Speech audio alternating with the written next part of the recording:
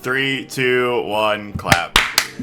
What's up, my Nimbugs and Elestriad faithful? It's your boy, Sleepy Soldier. Swolax here with the other sleepy compadres. I have my monster. I'm good. I have my boy breakfast as well. Boy I'm breakfast. I'm Boy not breakfast. psychotic, and I have a real breakfast too, unfortunately. The reason why we are all together, we've joined the council It happened. forces, is because we have something huge. The first time in Elestrals history, we have limited cards. This isn't the first time we're talking about banned cards, but if you are unaware, some big news dropped today. We have some key cards that have been inside the Elestrals meta for a very long time now, have gotten destroyed. These cards, we'll talk about them a little bit, the wider implications on deck building. I think we all have some yapping to do on that as well. Previously, Spark, it was the only card on Tartarus here, their Banlist, what they call it. But now we have some new additions and some new design implications. So I guess let's go ahead and get into it. Well, I think the first thing that's important to talk about is Jaya is now in Tartarus, meaning that it is banned. You are not allowed to play a singular copy of this card. And the reason for this specifically is because of an FDK, which, if you're not familiar, is a first turn kill deck that basically is able to play by itself on the very first turn, and using Jaya to basically draw through their entire deck, are able to see a combo that can burn your opponent for 20 or more spirits on the very first turn, not allowing your opponent to play a singular card. Caleb knows this very well. We posted a video on this channel. So Caleb, if you want to give us the reasoning that you believe that they banned Jaya over banning something like the Waspire and stuff like that, do you think this was the correct hit, the incorrect hit? What do you think? Yeah, so this is a deck that I started building like well over a month ago now. And it's something that I specifically brought to the team. It was like, hey, this is a problem. Y'all should look into this. I was always of the opinion, and if you watch the FTK video, that either Jaya or Waspire had to be the one that gets the axe.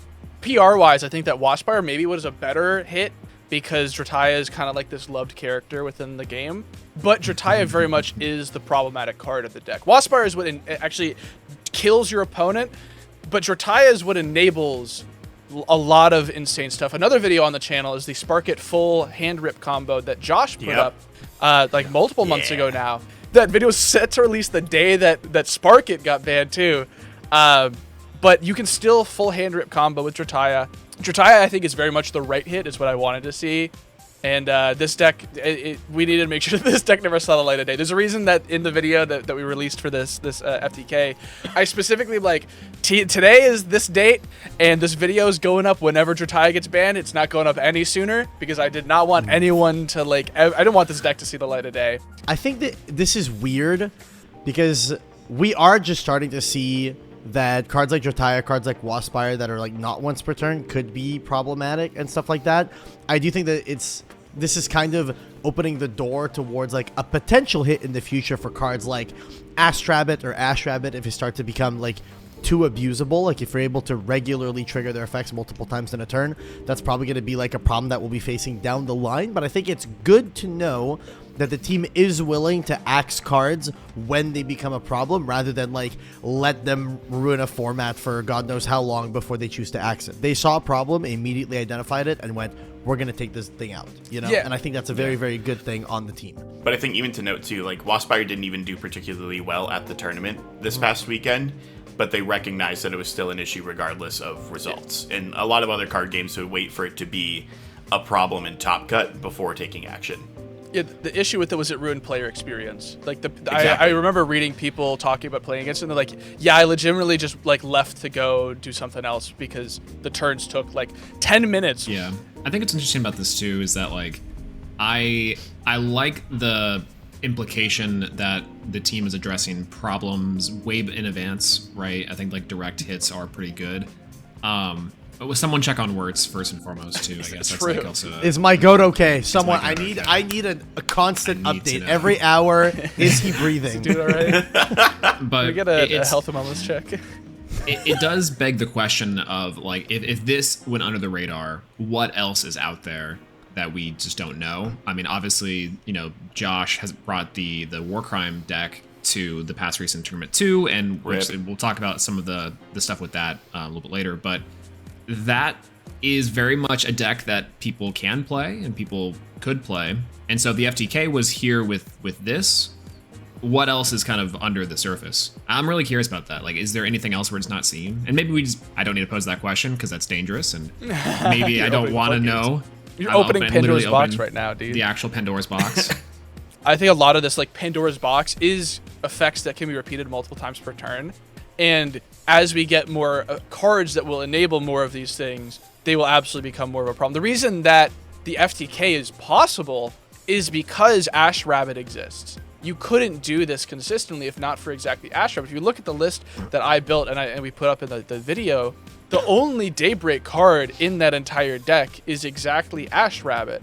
And I'm pretty sure the only Frostfall cards are Cornucopia and Exalt Flare. Every other card comes from base set because the cards in base set are just really good. They have the repeatable effects. They have the not once per turn effects that you can just abuse really hard. And all the deck needed was that recursion to be able to loop Cornucopia to continually heal and draw your deck to eventually set up for the FTK. I think that with something like Drataya gone, it's a lot less likely that a problem like that will happen. At least not for a couple of sets. But I do think that Astrabbit and Ash Rabbit, I agree, Kevin, those are like problem cards to be watching, because if enablers come down the line that make those even better, we have a really big problem. True. I agree. And I think moving on to the other cards that got hit on this ban list, I think there is a lot to unpack about the now new limited section. So we got 3 new cards that were limited, meaning that you used to be able to play them at 3 copies. Now you can only play them at 1 copy each individually. And the 3 cards that got limited are Lavalith, Resting on Your Laurels, and Earthquake. And I think the reason why all 3 of these got hit is because they kind of serve the same purpose in every single deck that they are played in. Lavalith being played in almost every single deck, Resting being played in almost every single deck, and Earthquake being, I'm pretty sure, played in every deck. I'm pretty sure every deck has just been teching Earth Spirits to play this card. All 3 of these cards represent some form of punish on your opponent's board and the things that your opponent is trying to do, and they also all represent some form of removal. Lavalith is both Elestral and counter rune removal, in the sense that Lavalith is going to pop a counter rune and then is so big that it'll just walk over whatever guy your opponent has and punishes them for having more spirits on the board than you do. Resting on Your Laurels is just the freest 1 spirit pop you'll ever see, because if your opponent is playing the game in any meaningful capacity, if they're playing a Stadium Rune, if they're playing a Divine, Resting on Your Laurels just completely punishes them for attempting to have a game plan. And Earthquake, being splashable in every single deck, just meant that at any point your opponent could just have a free kill button on any Elestral that you could have. So we saw like a resurgence, or like not a resurgence, but like a rise in this like removal meta where every single deck was just playing max removal, Cryoblast, Boom Bat, Earthquake, Resting. You would just play every single removal card that you could be playing in your deck, and then with those cards you just basically be blowing out your opponent and never allowing them to stick a guy to the board. So I believe the reason why they've limited all these cards is specifically because they're trying to push forward game plan decks more so than decks like Fives, decks like Heal. And by what I mean by game plan decks is decks that have like a legitimate like strategy they're aiming towards, rather than just I'm going to commit as little resources as I possibly can to the board so that I don't get absolutely blown out by these cards. So I think that's the reason why they hit these cards. That's pretty much what they explained was the reason why they hit these cards. I don't know how I feel about the hits. I want to hear what you guys have to say about it. I think what's interesting about the hits and what I like about them, I guess to start, is that I think it brings Fives down to a level that is comfortable, right? Like the crunch in the numbers, like any 5 attack body outs practically half of the card pool.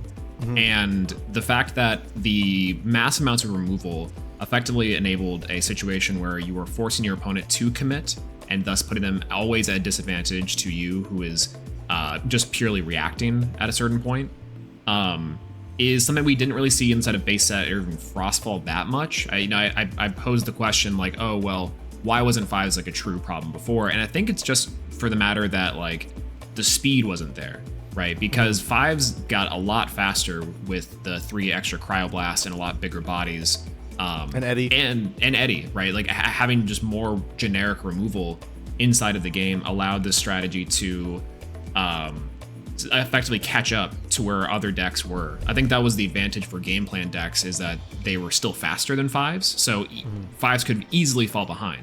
But now it's like Fives was just able to capitalize on the fact that, oh, I want to play slow, and I can now effectively punish the game plan decks even harder than before. That's something I like about the hits currently, is I think that does bring Fives down a little bit. What I don't like about the hits particularly is I do think that we will see a rise in some of the game plan decks maybe being a little bit overtuned. I bring up Water as a good example. I think Water is crazy. I think because also that has the ability to just play Fives in big bodies. Rockin' a Hard Place is native to Water, which is crazy. And that's like, so stuff like that I think will come out of the woodworks. Fire maybe even gets like a nerf, which I don't really think it needed, but maybe it plays chains. I don't know. That's like a other portion of it. So again, I like the fact that it slows down Fives to a comfortable position. What I don't like is I think that we'll start to see some decks just be way overrepresented because of their like ability to play that native removal. To kind of play off of that as well, I think the thing that concerns me the most are cards that have effects that can trigger every single turn that Earthquake and Laurels were checking for every single deck. I think a really good example of this is Equilinks. If you don't hard draw that Earthquake or Laurels, you can't set any more back row pretty much for the rest of the game if they're able to contest whatever you put on that board. Which is really scary. I think of cards even like Celestlio. Where's he out now? Like, I do think that, like, although there were a critical mass of removal cards, Earthquake and Laurels themselves, Lavalith is its own problem. I'm kind of happy with the Lavalith hit, personally, so that Divines can be played and not punished nearly as bad as they were before. But Earthquake and Laurels kept a lot of these turbo 3-drops that are a problem out of the game. And now I'm not quite sure what the answer is to deal with those things. Not every deck has an out to a Celestlio native in their deck. I don't even think it's the 3-drops that's the problem. I think it's even 2-drops that can be an issue. Lustragon outside of Solar is like something that is very obtainable to do and a little bit faster to set up. Yeah, like I would say that like a 7 attack body or an 8 attack, 8 might be a little rough, but 7 for a lot of decks isn't necessarily the hardest thing to deal with. Yeah. But the 3-drop stat lines are so egregious that there isn't anything that you can do without an Earthquake or a Laurels. And now you only have 2 options in your deck. That's if you want to dedicate the Earth Spirits, which I'm sure we'll talk about here in a second too, about the limited section, cards like Earthquake and Lavalith, or Laurels. And if you aren't able to dig to see 2 copies of a card that you may or may not see at the right time, you just lose the game. I think in that regard, one thing to keep in mind, right, is like it's forcing you to play slightly more suboptimal removal in the sense that you can play Boom Bat, but Boom Bat costs you your normal cast and does get checked by Gorgon's Gaze, which I think to some extent having counterplay to those cards is a good thing. I think Earthquake and Resting just being like, oh, I have this, you lose your guy, and you having no way to contest it whatsoever. You know, the only kind of card that would deal with that is Divine Blessing or whatever the heck it's called. Yeah. And like that card was not very good. You didn't see it played in very many decks. I think if you are playing a game plan, drop a big 3-guy deck, then at that point you probably would play it, would have to because of these cards. Now you don't have to so much, and you can just like focus on building your deck to be as optimal as you possibly can. I think that it basically forces you to play cards like Boom Bat and stuff like that to deal with these cards, or you can even like start playing like Battle Tricks or stuff like that, play Argo with Necklace to try and beat over guys like that and things like that, which obviously isn't fantastic because at the end of the day, like Celestlio can just like pop your Argo and you have no opportunity to chain it. Well, I mean, even that too, like 13 attack. Like even a Necklace can't get over most of those things. Yeah, but I think I think you're looking at it with the idea that you're only ever playing 1-drops because that's what we've always been doing. But I think if more and more decks start playing 2, maybe even 3-drops, then your 2-drops and 3-drops can contest their 2-drops and 3-drops. It's basically just a question of is the deck building philosophy going to kind of detach itself from this mentality that we are only ever playing 1-drops because they're the most efficient possible thing you can be doing? And will it start going more towards, we're going to play more 2-drops, more 3-drops? Maybe it's a little bit more bricky, but then if we get them to stick onto the board, it's really hard for the opponent to deal with them. And then if the only option to deal with them is to play your own 2-drops and 3-drops, I think that means the meta is heading towards a more healthy place. Not healthy necessarily, but it's going more towards the flavor that Elestrals wants, right? Like, they've been releasing all these cool 2-drops and 3-drops, and no one's been playing them because it's been super suboptimal to play them. I think if at the end of the day, what becomes optimal is not to play Earthquake, Resting, Lavalith at 3 copies in every deck because you can't do that no more, and instead what is optimal is to play some amount of 2-drops or 3-drops to contest your opponent's 2-drops and 3-drops. I think that means that the format is heading in the direction that the Elestrals team wants it to go. I think to play, I guess, a little bit defense here, I do agree with the sentiment, and I think the reasoning is, I don't necessarily know if the reasoning is like that the meta shift will be more towards 2s and 3s. I do think, though, that you are kind of right in the fact that, like, you know, different forms of removal might be something that players will consider. And if we're kind of detaching ourselves from the traditional removal meta, it's that, like, I think about it in terms of like a game design for like the equivalent here would be something like, this is a terrible shut-in example, but like Valorant, for example, when the characters are nerfed, like their abilities have like multiple use, like you don't have one-time use, or the ability has a long cooldown. The idea is that, like, you're, as a player or as a designer, you're effectively forcing your player to think, okay, well, when and where can I use this, versus like more of a brainless sort of go, right? And I think that's kind of how I see these hits now, kind of hearing you explain that, is that like even if like players are playing the 1 Laurels, the 1 Earthquake, the 1 Lavalith, it's not like oh, I can just drop this at any time. It is a more careful consideration of, okay, well, do I punish my opponent more effectively? Do I even have the out in the first place? How can my deck out these cards natively? And then in addition to that, I do think on the opposite side, is it worth the player committing the spirits to have either the big 2 or 3 drop, maybe even Argo is like fine. So I think the consideration is more, there's more things to think about, like in play to play versus just drop a 1 guy, here's removal, go. Like Elestrals gets a little less brain dead. Right. I also think that there's more. I think there's also more to play around with on the defensive side. I think, you know, before then you would always just assume, oh, he has Lavalith or Resting or Earthquake or both or all 3. You know, whereas now you kind of have to be more mindful of, do I play around the potential one of this, the potential one of that? Likelihood of it is a lot lower, and if they drop the Earthquake, you just no longer have to play around it at all. It's like the same issue we have in like GOAT format, right? Where you would like ask your opponent, okay, fan out your grave. Okay, there's the 1 Mirror Force engrave, the 1 Torrential engrave. Cool, don't have to play around those no more and stuff like that. It just lets you, because you can't play around all these cards at any point. You can't just play around all of them. Whereas now you can like pick and choose what you need to play around in certain situations, and then after they've committed that card, you no longer need to play around it, so you can play a little bit more loosely. I really like that sort of gameplay of you know, you play around things and then once they're used, you don't have to worry about it. I think it's especially interesting because I think a lot of the reason that 2-drops and 3-drops have been bad isn't just that you commit it, it gets outed, and then you've lost all these resources. I think there's an additional piece of, because of there being so much removal, if you weren't just playing a good guy every turn, you weren't progressing the game meaningfully. And so if you're playing something to stall to get to a 2 or a 3, you weren't doing anything. You're giving your opponent more time to draw into that removal. And so the game becomes a lot less like, I think of the 5s meta as, how can I keep my opponent off of a guy every single turn? I like just never make sure that, like, I need tempo. It's for the 5s meta was a tempo format. Yeah. I think that this format without these tempo pieces move massively away from that, and now become way more centered around, can I stick a guy that generates me a lot of advantage? Because that's the way to start to generate more tempo, the way that you would in 5s meta.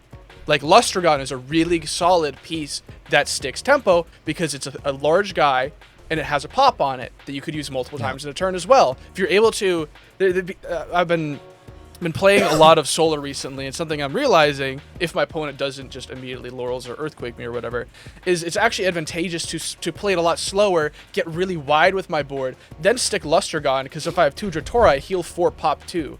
Or I can search with Exaltus, then also heal 2, or something like that.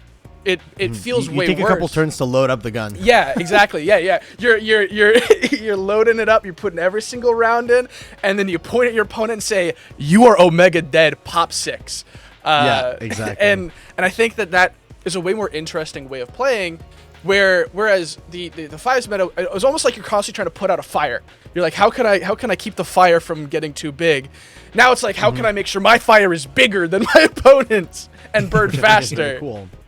And it's way more exciting that way. That's true. Yeah.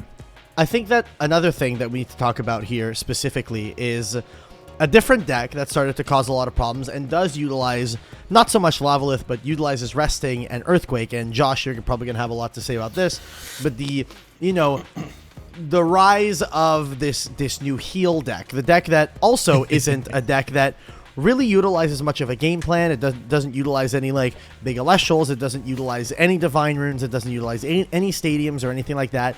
It basically, the logic behind it was just play 3 Sluggle, play 3 Quackle, play some Drataguas, play every removal spell in the game. And now here, we are dropping 4 removal spells for this deck because we now have only 1 Resting and only 1 Earthquake. Josh, how do you feel about the way that the heal deck is going to evolve? Is it still playable? Is it still good? Do you think that it has a place in the meta still with these hits? How do you feel about it? I already built a new heal deck this morning. Heal was fine. No. He's lying. He's lying. Don't believe his lies. Heal is fine. There's enough removal spells that are still in the game that you're okay. The deck got more aggro. Yikes. I hate Yikes. that. How does it beat Draking though? That's the thing. It can't. It actually plays counter runes now. So I don't care about counter runes. I like counter runes. You're burning yourself for me. You're actually doing what the heal deck wanted me to do. Now you're doing it. I think that's also the balance. Is that like I think with the removal meta, taking out the counter runes made it again more spirit efficient to just like wait, do nothing, and then capitalize, right? But at counter runes, at least on some level, there is a consideration that you are burning yourself for 2, and yeah, with the heal strategy, you're like, well, I'm net positive on 1 because of the healers, but it's like, I mean, there's still a bigger possibility that more players, I'll say, will put themselves at a disadvantage because they are having to respond, right, with counter runes versus just like, yeah, sure, I'll take the resource hit, now I'll sling down Cryoblast, I'll go Sluggle, and now we're equalized. Right. I think the big question to be asking, right, is less so is heal dead, because I don't think that deck type is ever going to really die. However, is it weaker? And I believe that it probably is weaker than it was in this like past, app tournament. The deck that Josh put together is most likely, at least a level or 2 weaker, right? Would you say? Because I feel like the one thing that you were saying that the deck really struggles with is decks that get really wide really fast. Anything that's able to swarm, like you struggled into bears and stuff like that. Viserys is a card that's scary into that deck. And like Resting on your laurels was like the card that let you bridge that gap. Obviously, Cryoblast in some instances can serve the same purpose, but Resting was the one. It was like, the 4-in-1 shampoo that men use, right? It like solves all your problems and everything at once. The head shoulders. Was the Resting. Yeah, exactly. It's the shampoo, conditioner, toothpaste, type thing. That's what Resting was in that deck. So losing 2 copies of that means that your opponent is able to get wider a lot faster. Obviously you might be circumventing that by playing something like a Gorgon's Gaze, which means you're paying more spirits and not clearing their guy and stuff like that.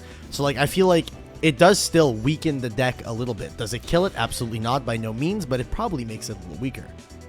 So I'm smiling just because I haven't tested the list at all. But a lot of the things that the initial heal list had problems with are now fixed because of the list, because now it has the space to put in other options. So although it had an issue with dealing with a wider board, I do not think that is the case anymore, because it has the options to play different beaters in those slots, and a lot more searchability and even more consistency than it had previously with some other techs. So curious I'm to see excited what to see where it happens goes with it. There might be a previously terrible element that might be good now. So Talk to me about it. Frost to the moon, baby. oh, it's not frost. It's not frost. I think it's wind. I think wind is an element that is now We'll see. definitely We'll see. in a better spot. I'm pressing X to doubt. I'm pressing X to doubt on this heal Yeah. shenanigans. I'll have to I see it. agree. I think that it definitely right. It's not away. They doubted before. They doubted before. They didn't believe me. I told them, and they didn't think it was the truth. I think it's magnitudes weaker. None of us have tested this post ban list. Yeah. We're all just waking up and yapping. Yeah. So, yeah. Ban list has been I out for like guess- an hour. So we've talked about some of the losers, and that also includes all four of us. But what about some winners? What do you guys think is getting buffed by this list effectively? Solar. Solar Okay. for sure. Solar. Yeah. The biggest issue that Solar has had is Lavalith. Like, bar none, Lavalith is the hardest clear to that deck because you need to stick Apollo for like 3 or 4. You just need to if you're playing a Nexus heavy version of it. And so Lavalith's like, oh, I have just made myself go -4 for no reason. That's very cool. Oh, you've also swung me? Oh, I'm bleeding out? Oh, I'm dead. Like, Lavalith single-handedly clears Solar so hard. And by making the 5s deck less powerful by removing the Invoke removal stuff, I think that we'll see less of that deck, and 5s is the other really big problem that Solar has. So if it falls out of favor just because of being less strong generally into the playing field, Solar gets a buff because that's the only deck that it really consistently struggles with because it just doesn't have good bodies that consistently. Yeah. I think another big winner of this ban list, personally, is the Chronodile deck. I think the Chronodile Yes. deck is Oh, winning a disgusting. ton from this ban list. And the reason why is because all 3 of these cards were problematic for the deck. In the sense where, like, I know what you'd be thinking, that Chronodile can be targeted, why is Resting and Earthquake a problem? But at the end of the day, the big problems that Chronodile had was if you stuck a Chronodile, you would usually, like, play some Water Nexus stuff for 1 or 2 turns, and then stick a Chronodile on turn 3 or 4, and you'd have a Chronodile up with a Poseidon and stuff like that, and that's why your Chronodile will be protected. But then they drop a Lavalith, pop your Chronodile, pop your Poseidon, and then your Chronodile is targetable again, and then it just loses to any form of removal at that point.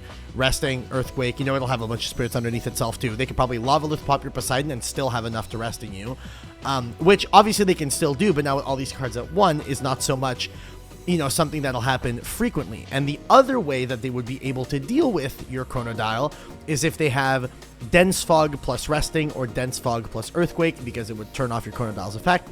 But then at that point, I think you get to a situation where, because there are less outs to the Chronodile, your Chronodile deck can now legitimately run Divine Blessing and confidently Divine Blessing a Resting or an Earthquake, and then say, bet, I don't have to deal with this card anymore at all.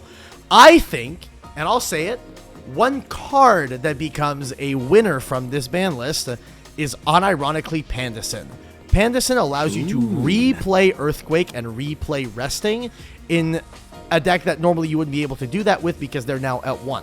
So I think Pandison might be a card that we start seeing get played more, just for the ability that it might have to recur some of these powerful Invoke runes. That's so interesting to think about. It's like I don't know. I think that the might be a little bit slow still, depending. It is, but maybe that's yeah. that's kind of the neat part, is that, like, going back to the Chronodile stuff, it's like setup decks effectively game plan decks, but decks that want to have a setup payoff are a lot more safe going into it. Like you mentioned, the takedown, right? The frequency of how much Chronodile would be outed when Chronodile hit the board. But honestly, I was more concerned of anything hitting the board at all. I think one of the things that like Solar struggled with, that Wind struggles with, that Chronodile struggled with, is like, now you have a guy on the board. Okay, cool. It's going to be always outed, so you're never getting to Chronodile because nothing's sticking. So now at least there's the keep away is a lot easier for Chronodile. And there's still some give and take on what you have to do and when. It's not as simple as, oh, I'll flip shield and then now next turn go Chronodile.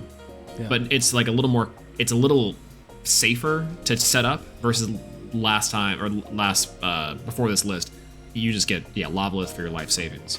I do think Pandison and Divine Blessing. I think Divine Blessing, on the note of like cards that are winning, Divine Blessing through the roof. I think Huge if card we're that's seeing, winning. Yeah, absolutely. Yeah.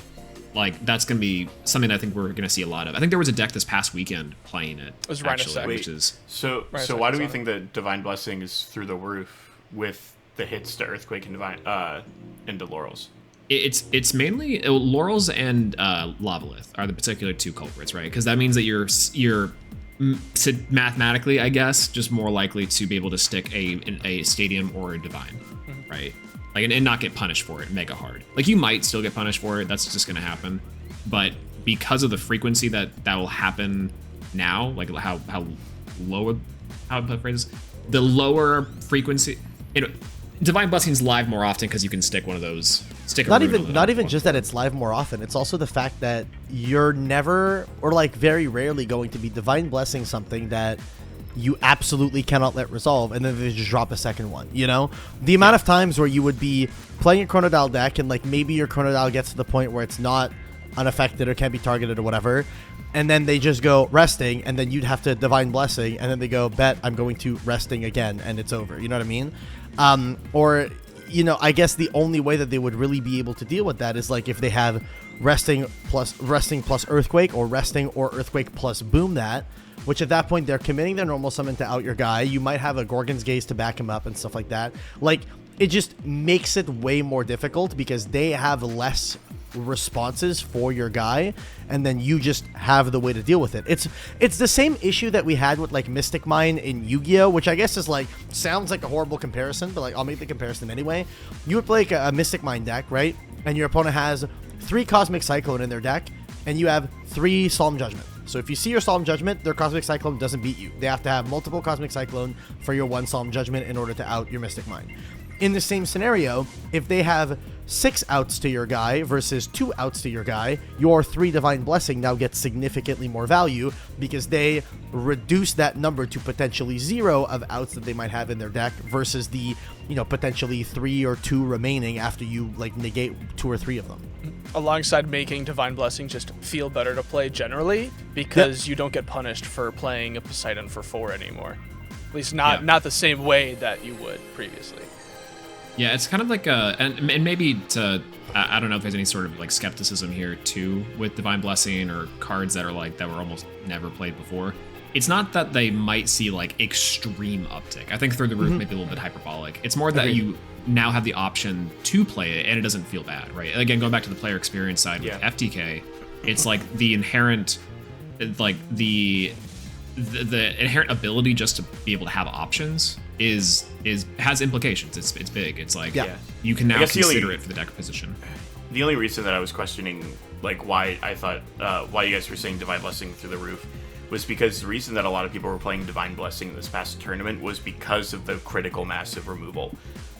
So it almost felt necessary to play a card like Divine Blessing to counteract all 3 copies of Earthquake, Cryoblast, and Laurels. And now four of those 9 copies are gone.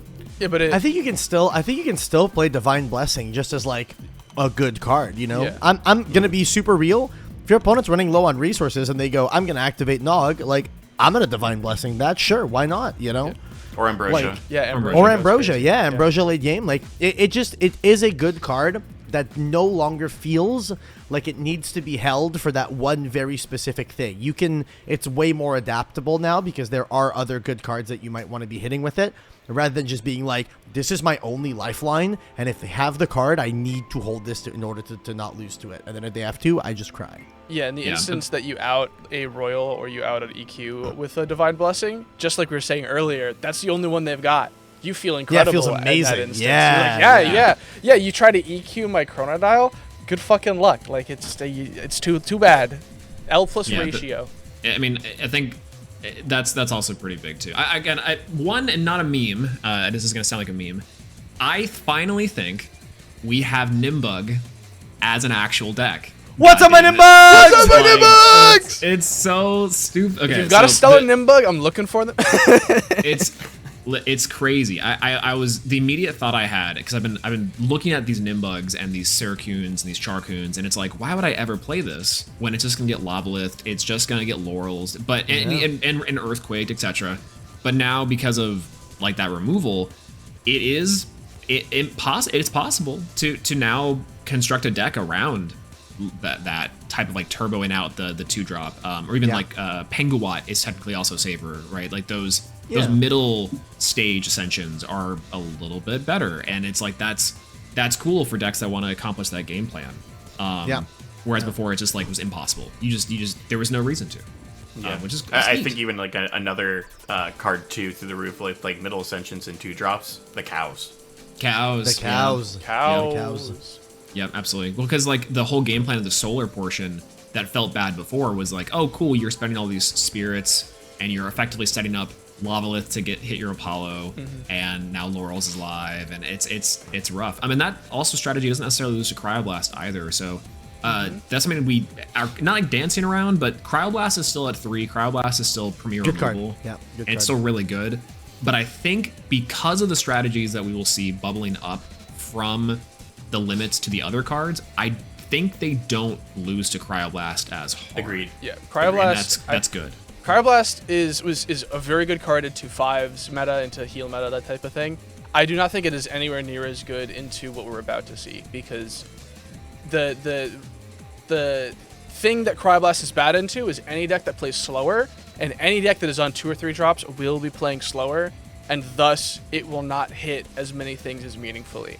You'll see there. I think if you're maining Cryoblast after the first or second tournament with this new list that we'll see, you're gonna see a lot of decks that are not running 5s like at all. You're gonna see a lot more decks that are like, oh, I'm gonna run a solar deck that's like Corvushan, Kathmel, Exaltus is hit by Cryoblast. No other card in the deck is hit by Cryoblast. It's like exactly Exaltus, and if they stick Temple of the Sun, too bad. Nothing is Cryoblastable now.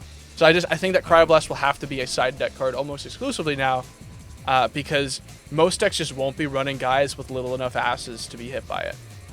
Are we worried about Pharaohgeist? Oh, 100%. Yeah, that deck's fucked up. Like, yes, 100%. Especially with Gloombat now. Like, that deck is fucked up. That deck's very fucked up.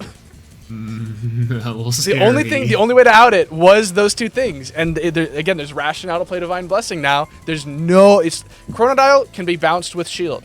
Like, there's another out there. The only outs to Pharaohgeist are PTA that you have to have on the cast, or drawing into one of your now 2 invoke removals. That's it. And I guess Boombat too, but that loses to Gorgon's Gaze. Like, well, I guess too, like if you play like the Golden Fleece version of Pharaohgeist too, yes. Like, what do you do? Yep. Yup. I think that deck is really, really scary. I've got a list that I've been brewing, and it's felt good with all the invoke removal in the format. With less, I think that deck is about to be very, very dangerous, and might have to be a consideration in deck building. I think that there are 2 other winners of this ban list that need to be talked about. The first winner of this ban list that needs to be talked about is not a deck, but a type of card, and this is going to come to no surprise, but I'm going to call it 5 defenders. Ash Rabbit, Smoltuga, even Mustation. These cards have gained a lot from this ban list. Lavalith was like one of the bigger cards that was able to run over these cards without any issue. That card is now limited. Earthquake on an Ash Rabbit you would see very frequently, or if you like stuck a second rabbit to the board or something like that, or you re-enchanted your rabbit, you were just at risk of getting resting, lose 2 spirits, lose your board presence immediately, and stuff like that. Ash Rabbit, #1 hide and seek champion of 2024. Absolutely insane. This card has dodged 2 ban lists now, and I keep saying that it is a card that should get hit. Down the line, I think it will be hit, so I'm not too worried about it. But I do think that a lot of decks are now going to struggle to out Ash Rabbit significantly more. The amount of times where in the Earth deck you would go, I'm going to normal Equilinx, I'm going to activate the meter, and like now you represent a way to out the Ash Rabbit. And then you go Equilinx to Nexus, something like that, and then they go Gorgon's Gaze. And it's like, okay, bet, this Ash Rabbit now sticks to the board. And then if they have any form of response for your Equilinx, any form of response for your Demeter, you are not walking over that Ash Rabbit even on the next turn. So it just makes it's difficult to walk over a card like Ash Rabbit that is going to be a staple 3-of in every single deck you're going to be playing against. I think if any deck is not on Ash Rabbit, they are trolling, straight up. I will say, we now thankfully have a lot more outs to Rabbit than previously. Like Eddie and Mudlet. Eddie and Mudlet, yeah. Are huge solutions to the Rabbit problem that don't necessarily require Earthquake. or Correct. a Laurels or a Lavalift to deal with them. So, although the super mega threat that Rabbit was before in terms of 5 defense isn't nearly as good, a critical mass of 5 defenders I think will be an issue. And Yeah. that's why, actually, I think one of the biggest winners of this list is Rhinosect. That deck is basically Yup. just 5s, but in defense the deck. And Yeah. I think Yup. there's a reason it performed well. They had 2 tops in the last event. Like, I've been a Rhinosect's believer crazy. since that first list I posted, since, Brewlock showed me the vision. The goo. Like, that deck is really scary. It's really good, and I think honestly that it could be pushed even further beyond the Frost Nexus version that was taken.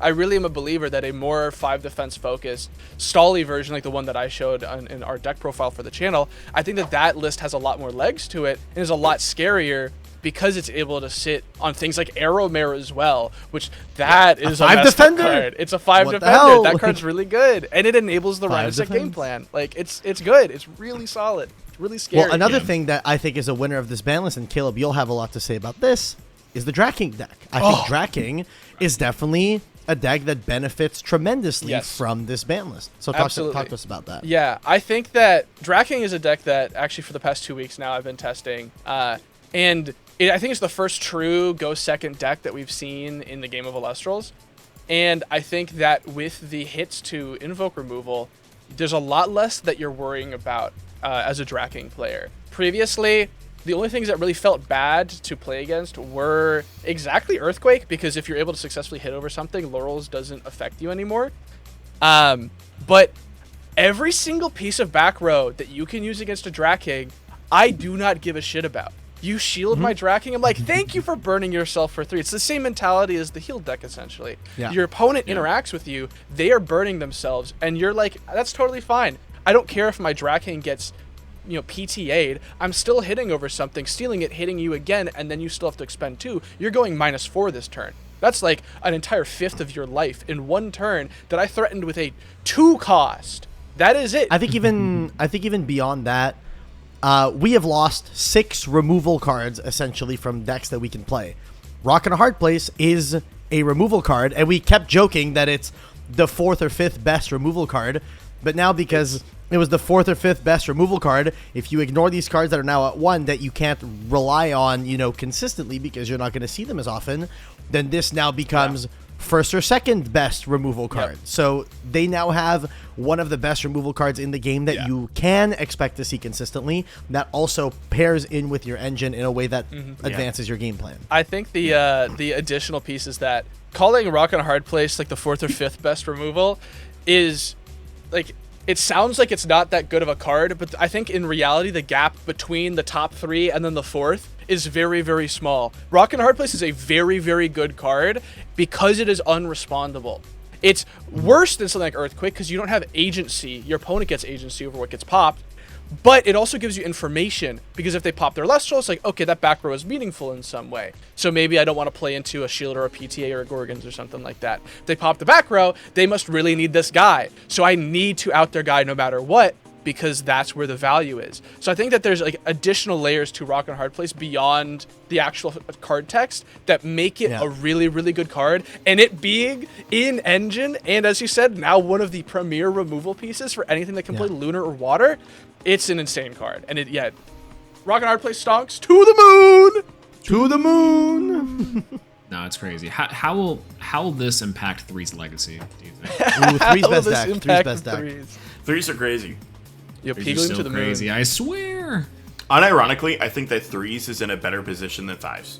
Yes. Yeah, I agree with that, yeah. Because they have more forms of removal. I don't know, maybe not. Maybe 5s just transitions to Rock and a Hard Place sort of stuff, where you're just foregoing like Wet 5s? yeah, you're just going more into the wet 5 stuff. Your big body, your water big body beaters, whatever they called it. I know we've been saying that like 5s got like weaker on this list, but the 5 stat line still is a problem. Like, I don't think we can go without noticing that Yeah. 5s are still very, very good. Yes, they lost a lot of like the new like Jaya 5s with like all the removal maxed out, but there are plenty of different options that you can play in those slots to replace them and the still only have a big very hit, good deck. The only big hit that 5 took, like, I don't even think Earthquake Arresting is that crazy for 5s to take. I think Lavalith is where the big hit is at, because Lavalith was the glue that tied the Fives deck together into matchups like Earth. Like, but that's the thing, though. I don't even necessarily think that's the case. They lost one copy of Lavalith. They were only playing 2. well, they sided into the third for matchups like the Earth deck and stuff like that. Any deck that played Divines, they would just side the third one in. And that card represented not only a big body that was harder to get over than 5s, because it's a 6, but it also represented, oh, nice Divine Rune that lets you walk over my guys. I'm going to kill it now, you know? Yeah. And them having... Like, you basically never have to fear Lavalith again if you just have a Gorgon's Gaze. Like, you know that you can just hold your Gorgon's Gaze. Like, what else are you going to gaze in 5s? You're going to gaze their 5 attacker that they misenchanted with water to stop an attack? Like, I doubt it, you know? So at the end of the day, if you have a singular Gorgon's Gaze, which you have 3 of, you are going to see it more than likely when they see their Lavalith. You just hold that for the Lavalith, and then you are allowed to play with your Divine Rune for the remainder of the game, unless they choose to play, like, maybe they start teching P-Gust and shit, but then that's not a beater, so, like, it doesn't really advance their game plan and stuff. Like, they're gonna have to adapt, maybe play Thunderstorms, but that's an expensive card, and we know that Fives wants to play all the inexpensive cards rather than the expensive ones. Maybe they play Rock and a Hard Place, which might be the premier option for this, because I think Rock and a Hard Place gets so much value when you go... You know, I'm going to Rock in a Hard Place, target your Equilinx with 2 spirits on it, or your Demeter that has 3 spirits on it. And it's like, it feels bad regardless which one you have to get rid of, right? And then you look at this and you go, well, maybe I should keep my Equilinx, because then if it survives, then I can stick a guy to the board, then I can Nexus again and, like, pop stuff, because it has 2 spirits under it. But then you're losing your Demeter that has 2 or 3 spirits underneath it, and you're just like, oh, well, now I can't walk over 5s or whatever. Like, Rock in a Hard Place just really, unironically, like, you know, the name fits, it puts the Earth deck in a really precarious situation where they have to decide which of these 2 cards do I feel less bad about losing, because realistically it's going to feel like ass regardless. Yeah, I think that, I agree on some level. I do think that that's true, that it is, like, Lavalith's a big hit. I think that the removal obviously is a big hit for the 5s and the Jag 5s. I think, though, I can agree with somewhat what Josh is saying, that it doesn't really hurt the deck all that much. But again, I guess I'll maybe reiterate that I think at its simplest, if the 5s players or people who are playing 5s are like, oh, I'll replace them with the counter runes again, that's a little bit less good for them. Just again, they're not able to, they have to be a little more careful about how they're going about their spirit management, which was a big portion of why 5s was like good but not great inside the first couple sets. And maybe with the addition of like Rock in a Hard Place as that premier removal, maybe it doesn't matter as much that Lavalith is hit, just because you're like, you have your versions of counter rune removal, your rune removal is just in the form of your invoke rune versus like a big body. And I think to that end too, because 5s gets a little bit slower, it's also subsequently easier for decks that want to set up to out 5's board to do so. So I think it's like a give and take. It's like 5s, I don't think it's like drastically weaker. It just kind of changes and no, morphs but into something it else. does lose enough that I think other decks can compete with it more. Agreed. Yeah, I think that's my baseline with it too. Yeah, because like, I mean, I heard like a fucking crazy noise outside. I was wondering what the fuck that was. Could have sworn I heard like 2 cars just absolutely ram each other. hey, yo. Oh, yo, we're ramming? Hey, yo. You're ramming? Dodge Ram truck. I hate all of you. Oh, fuck. Shit. All right. So besides kissing at the Toyotathon, is there? Let's round table. What's a deck you guys are looking forward to playing now that this list is hit? Celestlio. I'm gonna play Bears. The Bears, bro. The Bears gonna cook so hard, bro. Honestly, I think that this list has me excited to play Elestrals again. I wasn't getting too down on it, but with the existence of the heal deck and the 5s deck, I very much was becoming disinterested in competitive Elestrals. But I think that with these changes, we're going to see some really interesting meta development. We're going to see a lot more diversity in terms of decks. We're going to see a lot more rise to the top. I'm just very excited to see what people are bringing to the next Premier event in like a week and a half. I think people are definitely going to cook more. I think people are going to stray away from, oh, I'm just going to play 5s, or I'm just going to play heal, or whatever. Yep. They're gonna try to play outside of their comfort zone a little bit more, I think. I hope so. Yeah. I hope so. Agreed. I think this also opens up like a little bit of the I think a lot of the stuff underneath the tier 1, the top tier strategies that we were kind of predicting in the early stages of Daybreak meta can now have an option to shine, and then even more so, like, Lockagon is like a weird example here, but it's like any deck that wants to be able to rely on its 2-drops can now somewhat safely do so. So maybe we'll see some like really jank stuff, which is kind of cool. Love to see that. Rhino Sect obviously is gonna be huge. Uncleith through the roof. Imperial to the moon. Stonks. And then there's like a lot of really fringe cards that I'm sure we'll see experimentation. Like I'm looking up to my pile of cards. I see Porcutide. Oh. You ever hear of Porcutide? Like it's a destroy battle, expend 2. That card is not. I don't think it's very good, but it's now more realistic that you could play it because it's just not gonna get outed by removal. So like Foamy to the moon, brother man. Foamy absolutely to the moon. Any sort of recruiter. Yeah, the recruiters are good again. Yeah. Isn't that wild? And Josh is like, I hate every deck except for heal. This dude hates 3s. That's crazy. He hates to see it succeeding. Spectrus, though I think 2 cards that we have not talked about a lot. Spectrus and Dense Fog to the moon. Oh, yeah. Yeah, I can see it. Yeah, they're good cards. For sure. Well, because like Rock and Hard plays too, right? They're native playing the Lunar Spirits as well. Yep. Yeah. Wait a minute. Yeah, your recruiters suck. Foamy sucks down No, through the Foamy's floor. the greatest. Yep, Foamy's the there you greatest. go. To the floor, all the way to the Thank floor. you. That's it. It's card. over. Damn, Earth Scout Dedge. Ursa done. Not it's my guy, over. Earth Scout. No, it's fine because Ursir is crazy. Ursa is True. yeah, True, it's- Viserys is a good card. You're so correct. So what do y'all think is the overall score of this ban list? If you had to rate it out of 10, rapid fire, one after the other. Caleb first, out of 10, this ban list. 8 out of 10. All right, Swolax. 5 out of 10 because there's 5 cards on this list. True, very real. Josh? 5. I actually Really? don't like it a whole lot. No, I think this, okay, I agree with Caleb. I'm on the 8 out of 10 train. I think this ban list like really addresses a lot of important problems in the game. I think the only card that I really disagree with is Earthquake. That is genuinely the only card that I disagree with a lot. Says the Earth player. Yeah. All right. Okay. Big Earth. I legitimately believe that the only thing that they could have added to this to make it a 10 out of 10 in my opinion was a ban on Rabbit. Ask Rabbit. Yes. Yeah. Ban on Ask Rabbit would have made this a 10 out of 10 in my opinion. That's. I mean, it would have been a 6 out of 10 for me, honestly. That was 6 cards. Out of 10 Yeah, cards that's that true. exist, you're right. They banned Yep. 5 out of the And 10 cards that exist. No. Half the card pool's banned. Like I said, love the Lovelith and the Laurels hits. I really disagree with the Earthquake hit. That's fair. I mean, hey, we'll see how it develops, you know? I really do think that Earthquake was a very, very necessary card for this game. And I'm nervous about how out of control things are going to get with only one Earthquake. Just play Boom Bat. It's that easy. You already have your other copies of Earthquake. Just play Boom Bat. Boom the Don't bat. worry about Okay. it. Okay. Just play Boom Bat. Yep. Hold. Hopefully, getting a response here soon. I'm asking a very important person what their score is at this ban list. Ooh, ask Wirtz. Hold. He's typing. What does Wirtz think? He's typing. Wait, no, words come back. No. He literally tweeted, I'm in shambles. But Wirtz, unfortunately, says an 8. He's so real. He's valid. He's based as fuck. valid. He's He's valid. Crazy. He's I'm sticking with 5. I'm sticking with 5. It's okay. It's okay. I Josh, get it's okay it. to be wrong. It's fine. Come back to this video when we all are begging for Earthquake to come back. But Yeah, that's right. Okay, We okay. have a lot of those videos recently. Should we be right more often? Hold up, pause.